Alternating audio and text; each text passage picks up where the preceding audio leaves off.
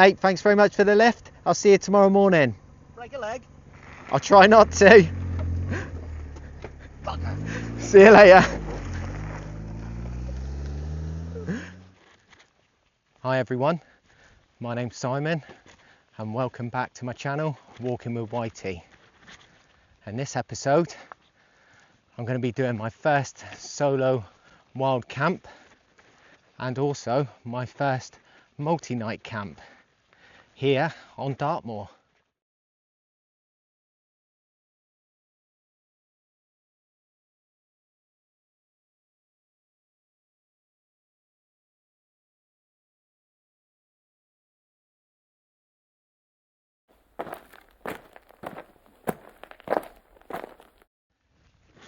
So as you just seen, I've just been dropped off by one of my best mates, Alan Lillycrap, aka Crappers.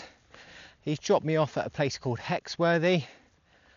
I've got about a 6 to 7 mile hike to my campsite tonight, and then once I've done that, tomorrow morning I'm going to meet them in Princetown and we're going to carry on the walk from there, hoping to bag probably about 8 to 10 tours over the next sort of 24-36 hours. It's currently 28 degrees. I've got 3 litres of water on me. So lessons learnt from last time. I'm taking my time. It's not a race, not in the military anymore. It's not best effort. It's a nice slow bimble. I've got several packets of electrolytes and water, a small water bottle to mix that in if I need it. Got me sun cream. Let's enjoy the walk. So basic route for today, starting off at Hexworthy, and the first ever tour that I'm going to nobble on my channel is going to be Fox Tor. Having grown up in a village just on the outskirts of Dartmoor, I'm quite confident in saying that I've probably bagged at least half the tours on Dartmoor. I think there's 180 odd, but I'm going to start it again for the channel because it'll be good fun. Also, it gives me a good excuse to come back down to where I grew up, and I can honestly say I don't think I'm ever going to be short of people wanting to come out with me when I come down here, which is also nice.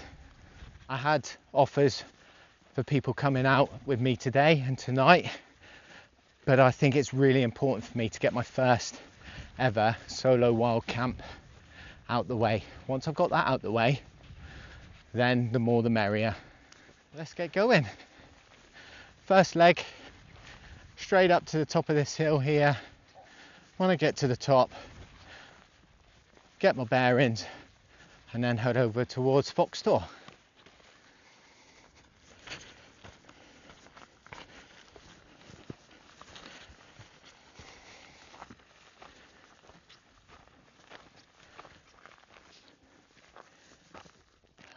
Absolutely stunning. Oh, look at that. So quiet as well. Let's take this time now just to have a quick chat about any kit upgrades that I've got, which I do. The first one that you would have seen in the last episode is the tent. I have the Durston X-Mid 1 Solid, straight in from Canada, 2025 version. Really excited to get that out and use it in anger. And I finally got rid of the old military boots. I now have a set of Scarpers. They're a little bit lighter, a lot more comfier. Worn them a couple of times to try and break them in a bit, but this is the first time that I'm using them. Apart from that, I have slimmed down my kit and equipment. I've ditched my warm kit and I've ditched my waterproofs. I say I've ditched everything. I've got one little bit of warm kit and I've got my windproof as well, which is showerproof, but everything else has gone. Saying that, with 3 litres of water, 2 days worth of food. I am currently weighing in at 16.5 kilos, so it's still a fair weight.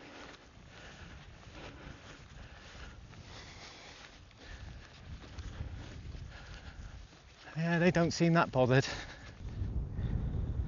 First close look at some Dartmoor ponies. Hello. It's okay, I'm not going to get any closer.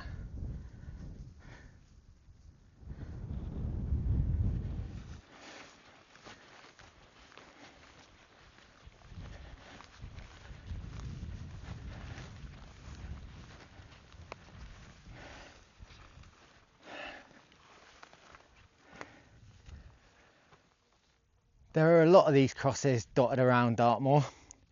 Some of them denote certain routes and walks. The most famous one being the Abbot's Way. And that goes from Buckfast Abbey to Tavistock Abbey. It's 22 miles long and it is something that I'm going to be doing in a later video. So make sure you stay tuned for that. So lessons learned from my last outing: whenever I'm passing water, especially on a day like today, I'm going to stop and I'm going to replen. That is nice and cold as well, lovely and cold. Water's all replenned, so let's keep heading to that first tour. So Dartmoor is no stranger to its myths and mysteries, and I've just stumbled across the first one. Now this is pronounced either Childe's tomb or Childe's tomb. The story goes back right to the 1600s. The hunter's name, Childe's or Childe's, was out in some very poor winter weather when he got lost on this spot. He tried to survive, apparently cut open his own horse and sheltered in it from the storm, but that wasn't enough. So just before he died, he inscribed a note saying, to whoever finds his body, please can they bury him, give him a Christian burial, and whoever does this shall inherit his lands in Plymstock. Now, some men from Plymstock heard about this, and the monks from Tavistock heard about this. So it turned into a bit of a race, which the Tavistock monks won. They buried his body here, and they inherited the land in Plymstock. Now, this was a much bigger monument. In the 1800s, the bricks were stolen by a local farmer to build a house nearby. I'm not quite sure which one. And this is all that's left. So we have our first tour in sight. This is Fox Tor. I'm just going to get up there now. I'll bring you back when I'm up there. Here we are. The first tour of Walking with Whitey 2025 is Fox Tor. It's time to break out the newest member of my editing team. Let's give it a go.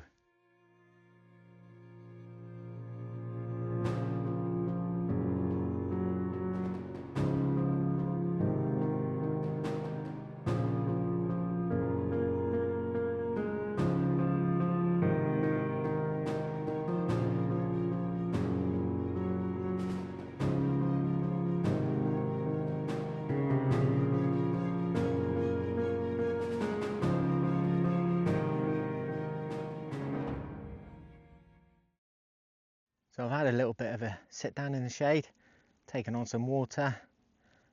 That's Fox Tor done. And let's move on. Gonna start heading west now. Maybe pick up a part of the Abbot's Way. Maybe do one more tour before I start looking for somewhere to pitch a tent for the evening. According to the Dartmoor Tours book that I have, this bunch of rocks here is Yonder Tor, as my friend who dropped me off earlier crappers has just messaged me. That's Tor number 2. I've now picked up part of the Abbott's Way. As you can see, it's not very distinctive, but every now and again there is a cross that indicates that you're kind of on the right track. I'm just going to go down here a little bit more. It's only just gone 4 o'clock. I've got plenty of light left. The track breaks off to the right in a minute and heads back towards where I'd like to stop for the night. So might as well make the most of the glorious weather. Take in some scenery. There's meant to be a ford down here somewhere. Let's see if it's there or if it's dried up. I think I might fill up with water and dunk my feet a bit.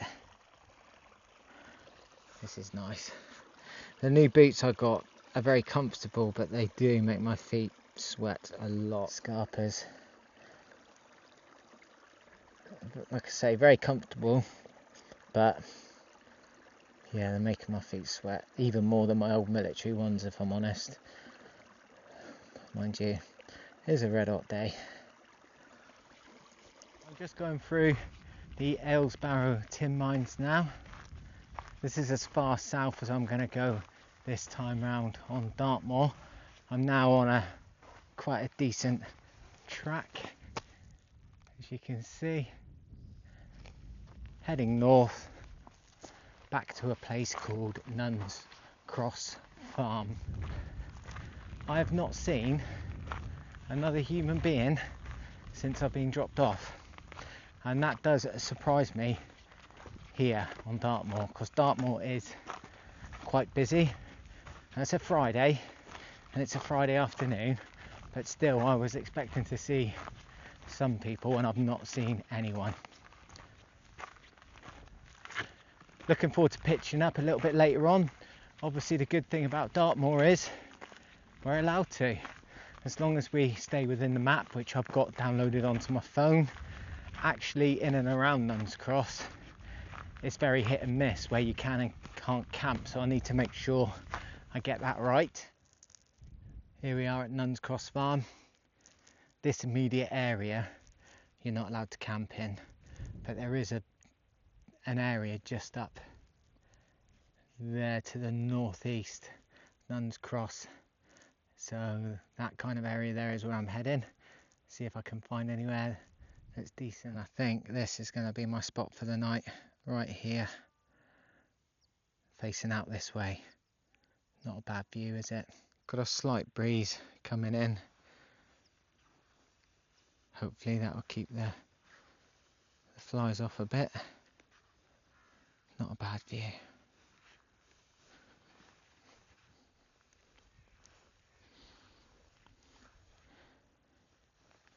So in here I've got my big Agnes sleeping mat. I've got my EV200 sleeping bag, the lightest one I've got. A Trekology pillow. Torch in the pocket. Electrics. All the bags. All my cooking stuff there.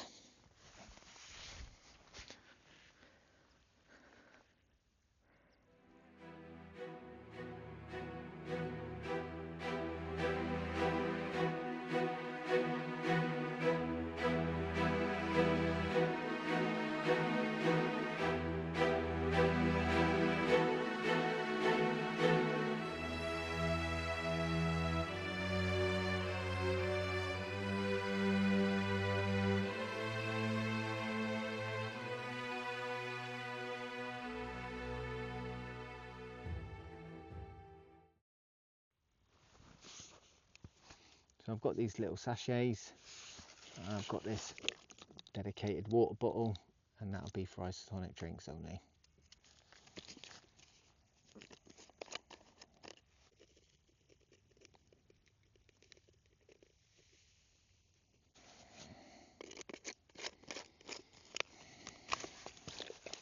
While that's dissolving, let's have a look at what I'll have for tea tonight. What are the options? Plenty of food. beans and sausages for breakfast, beans and sausages for the morning after, chocolate brownie. I might have that tomorrow night actually. So I've got a choice of pasta bolognese or beef stew and pearl barley. Pasta bolognese it is. Tell you what, it's been a long day. I'm looking forward to getting in this tent and getting my head down. I really am. I hope I get a nice peaceful night's sleep. See what this pasta bolognese is like, shall we? It's been boiling now for about, well, I got it up to the water up to boil, and it's been sat in there for a good 10 minutes or so now. As always, a bit of Tabasco sauce.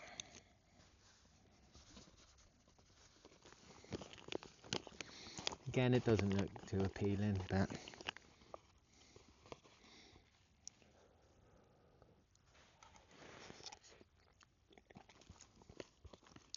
oh, very nice though.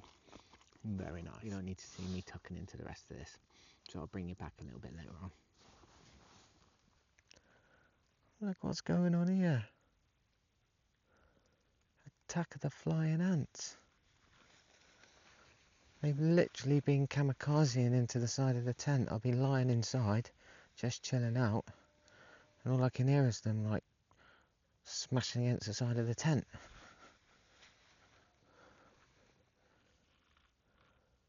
My God, it's getting worse.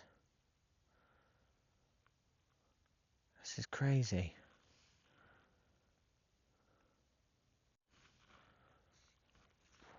It's a good job I got a solid dinner.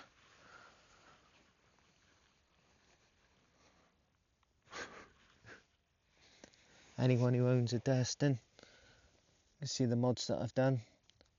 Elasticated all of these.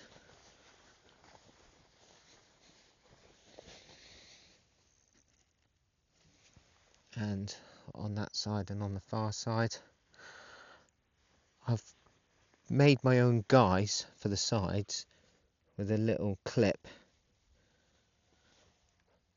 But I'm just wondering, I'm after some input. Do you think that I should put a little bit of elastic in here for that to clip on, so there's a little bit of give, because there isn't any give there at all whatsoever. But in high winds, I guess you need a little bit of give. So anyone who's done this type of thing, let me know what you think. Stick it in the comments. I think now might be a good time to just summarise on what's gone on today. I got dropped off around about 12:30, 1 o'clock I think it was. Bagged 2 tours today.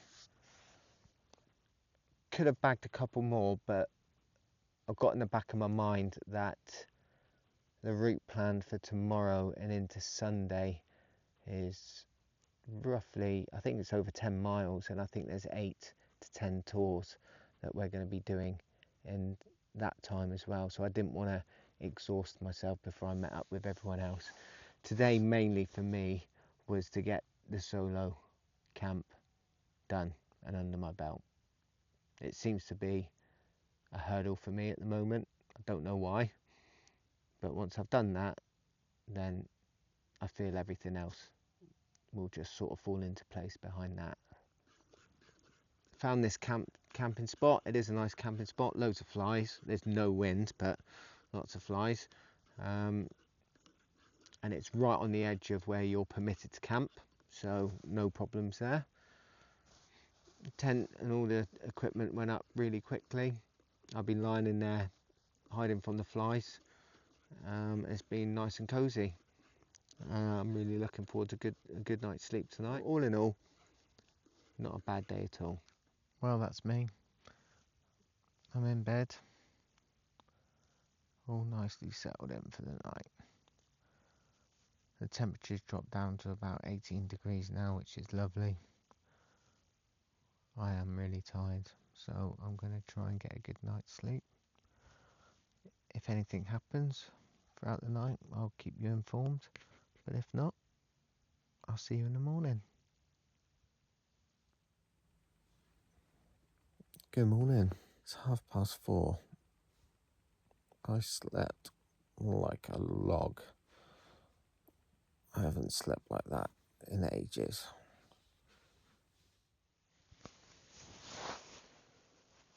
Well, this is the view outside my tent this morning. I didn't realise it was a full moon last night, which is quite interesting because this whole area is the inspiration for Arthur Conan Doyle's Sherlock Holmes Hounds of the Baskervilles. But I didn't hear any hounds last night. In fact, I didn't hear one single thing. Slept like an absolute log. If I bring you around this way,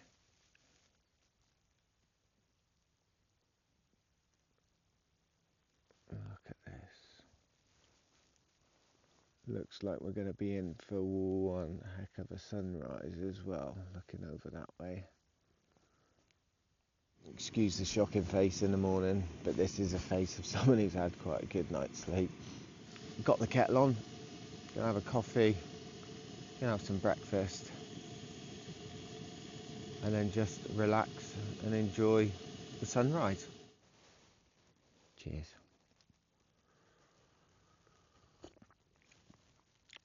Oh yeah, that'll do nicely.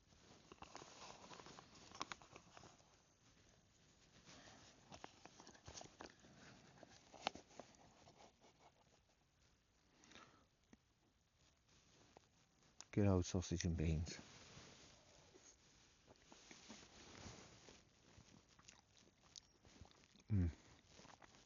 Never fails. Never fails. I'm at an obscure angle, but you can see what's about to happen.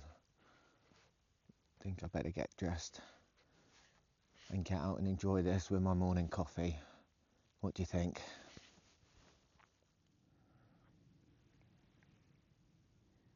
Here's to a new day. Can just hear the odd bird chirping away, and the sheep and the cows in the background starting to wake up.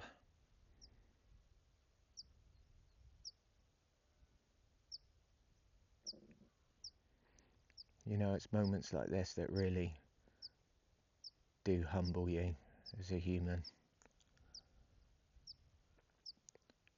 You know, if some of us are lucky, you get about 80 to 90 years. Considering this planet's been here for millions of years, we are very, very fleeting. And we need to enjoy it. Well, that's my little philosophical moment. That bird you can hear is a meadow pipit. Ooh, don't know what that one was though. I've watched the sunrise. I'm fed. I've had a coffee. Everything from inside the tent is packed away. Now it's time to get the tent down.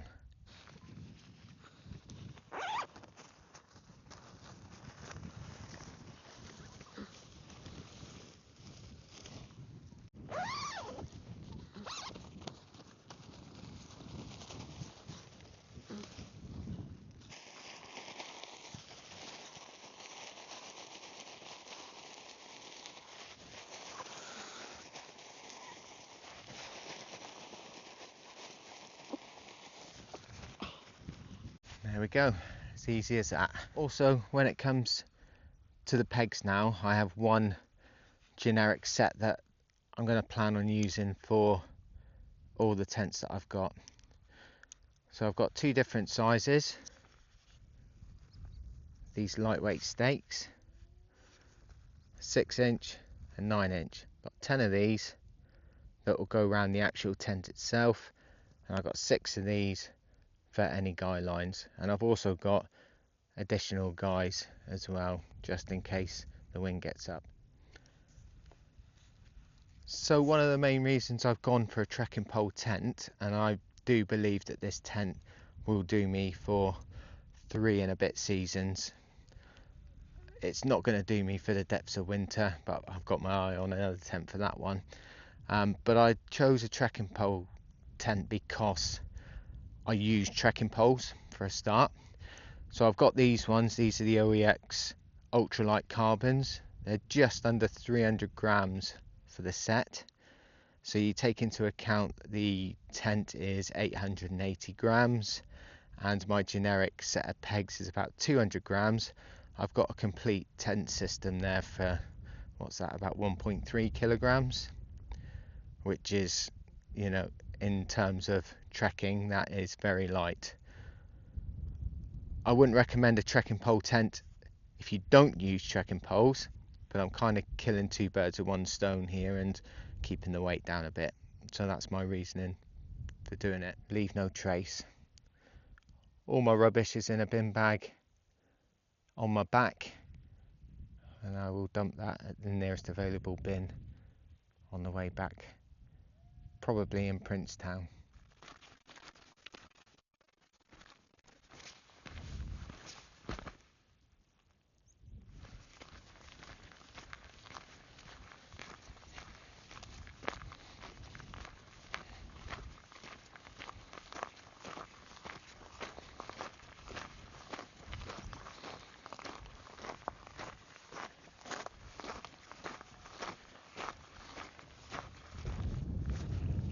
Look at you hiding there in the brush. Good morning.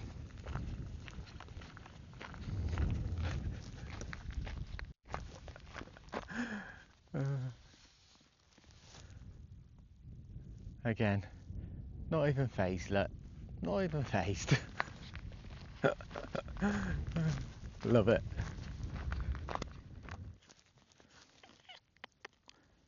Want to come and say hello? Oh, good morning. Is this a thou shall not pass moment? Or do I just go straight through the middle? Straight through the middle. Not even phased again. That one tested my nerves a bit, I'm not going to lie. South Hessary Tor. That's the path I've just come up from Nuns Cross Farm. What I'll be doing next is following this track here, which will take me to Princetown. So another one of Dartmoor's many myths and legends is this iron looking cross on the top of South Hessary. Now some people say it's a boundary marker, some people say it's a mining memorial, but the most interesting one that I find is people say it's the original Excalibur. So if you can pull this from the stone, legend is you'll rule the entire land. So while I'm here, be rude not to give it a go.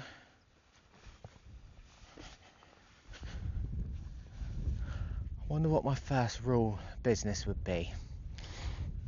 Interesting. Let me know what yours would be in the comments.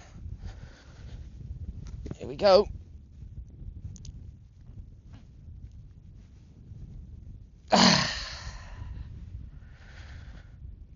Nope.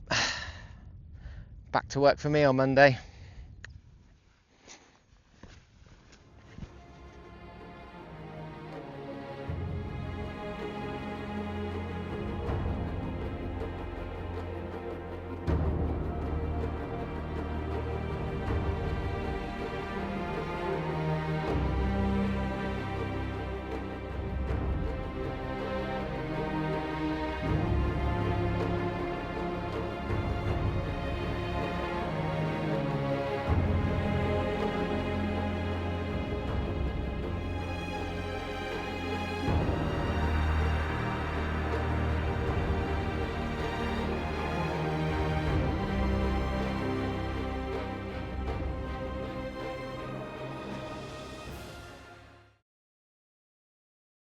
As South Hessary disappears into the background, I think this is a good time for me to sign off on part 1 of my Dartmoor journey. Thanks for coming along for the last nearly 24 hours. Doing my first solo camp was a big thing for me.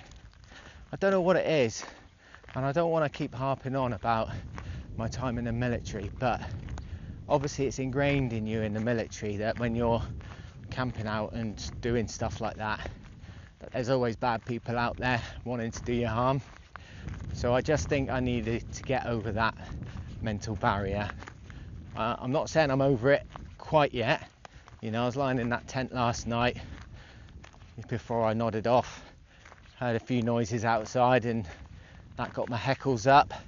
Turns out it was just some sheep passing by, but you know, I think it'll get better and you'll hopefully see an improvement as the episodes go on. If you've liked what you've seen so far, it'd really mean a lot to me if you like and subscribe to the channel. I think that's it from me. I'll see you in part 2. Bye for now.